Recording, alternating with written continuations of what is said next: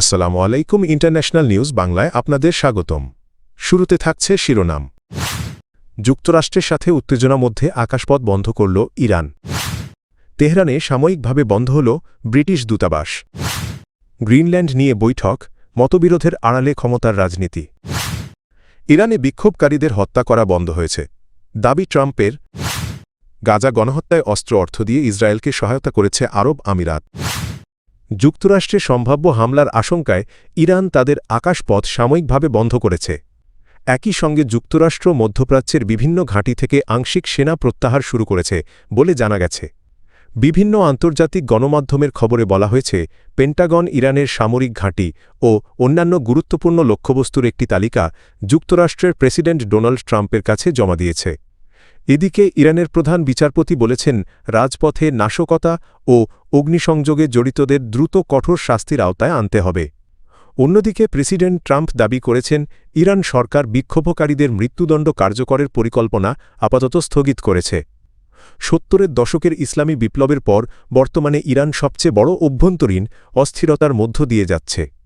অর্থনৈতিক সংকট থেকে শুরু হওয়া বিক্ষোভ এখন সরকার বিরোধী আন্দোলনে রূপ নিয়েছে। পরিস্থিতি নিয়ন্ত্রণে নিরাপত্তা বাহিনী কঠোর অবস্থান নিলেও প্রতিদিনই বহু সাধারণ মানুষ গুলিতে নিহত হচ্ছে। নিহতের সংখ্যা ক্রমেই বাড়ছে। এদিকে ইরান প্রতিবেশী দেশগুলোকে সতর্ক করে জানিয়েছে, তাদের ভূখণ্ড ব্যবহার করে কোনো হামলা চালানো হলে পাল্টা জবাব দেওয়া হবে।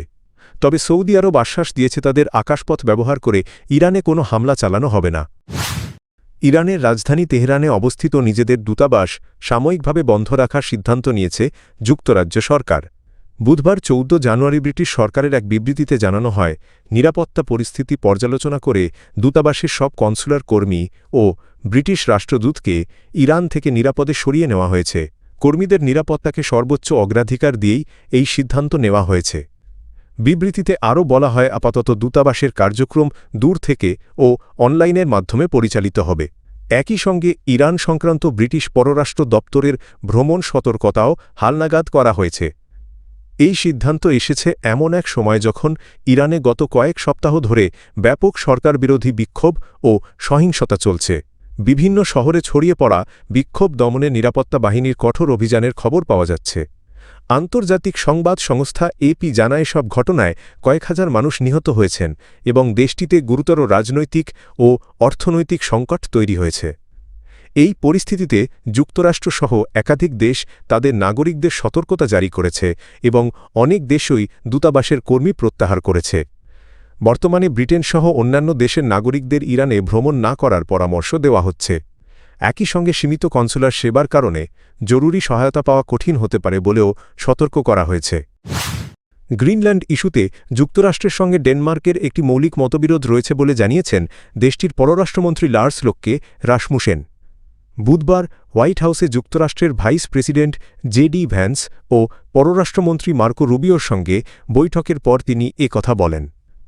রাসমুসেন জানান, বৈঠকটি খোলামেলা ও গঠনমূলক হলেও গ্রিনল্যান্ড দখলের বিষয়ে যুক্তরাষ্ট্রের প্রেসিডেন্ট ডোনাল্ড ট্রাম্পের অনড় অবস্থান ডেনমার্কের কাছে সম্পূর্ণ অগ্রহণযোগ্য। তিনি বলেন, এটি ডেনমার্কের জাতীয় স্বার্থের সঙ্গে সাংঘর্ষিক এবং বিষয়টি যুক্তরাষ্ট্রকে স্পষ্টভাবে জানানো হয়েছে। বৈঠকের পর প্রেসিডেন্ট ট্রাম্প আবারও গ্রিনল্যান্ড অধিগ্রহণে যুক্তরাষ্ট্রের আগ্রহের কথা পুনর্ব্যক্ত করেন। এতে ইউরোপের মিত্র দেশগুলোর মধ্যে উদ্বেগ বেড়েছে এবং ন্যাটোর ভেতরেও নতুন করে উত্তেজনা তৈরি হয়েছে। প্রায় ১ ঘণ্টার বৈঠকে তিন পক্ষ কোনো বড় অগ্রগতিতে পৌঁছাতে না পারলেও গ্রিনল্যান্ডের ভবিষ্যৎ নিয়ে আলোচনা চালিয়ে যেতে একটি উচ্চ পর্যায়ের যৌথ কর্মদল গঠনে সম্মত হয়েছে যুক্তরাষ্ট্র, ডেনমার্ক ও গ্রিনল্যান্ড। রাসমুসেন জানান, আগামী কয়েক সপ্তাহের মধ্যেই ওই কর্মদলের বৈঠক অনুষ্ঠিত হবে এবং সমঝোতার চেষ্টা চলবে।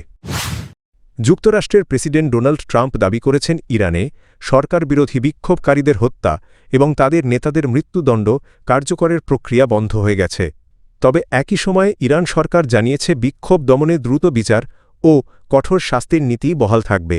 এতে যুক্তরাষ্ট্রের সম্ভাব্য সামরিক পদক্ষেপ নিয়ে নতুন করে উদ্বেগ তৈরি হয়েছে।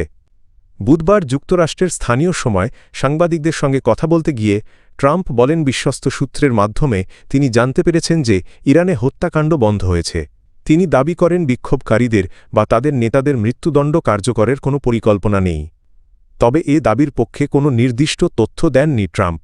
সাম্প্রতিক সময়ে তিনি ইরানের বিক্ষোভকারীদের উদ্দেশ্যে সহায়তা আসছে বলে মন্তব্য করলেও যুক্তরাষ্ট্র কী ধরনের পদক্ষেপ নিতে পারেছে বিষয়ে স্পষ্ট কিছু জানাননি।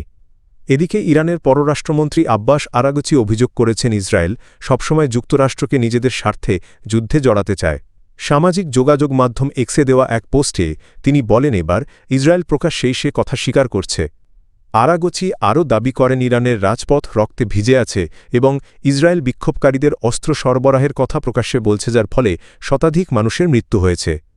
অন্যদিকে ইরানের সর্বোচ্চ নেতা আয়াতুল্লাহ আলী খামেনির উপদেষ্টা আলী শামখানি ট্রাম্পকে হুঁশিয়ারি দিয়ে বলেন কাতারের আল উদেইদে যুক্তরাষ্ট্রের সামরিক ঘাঁটিতে জুন মাসে চালানো হামলা প্রমাণ করেছে ইরান যে কোনো আক্রমণের জবাব দিতে সক্ষম ও প্রস্তুত।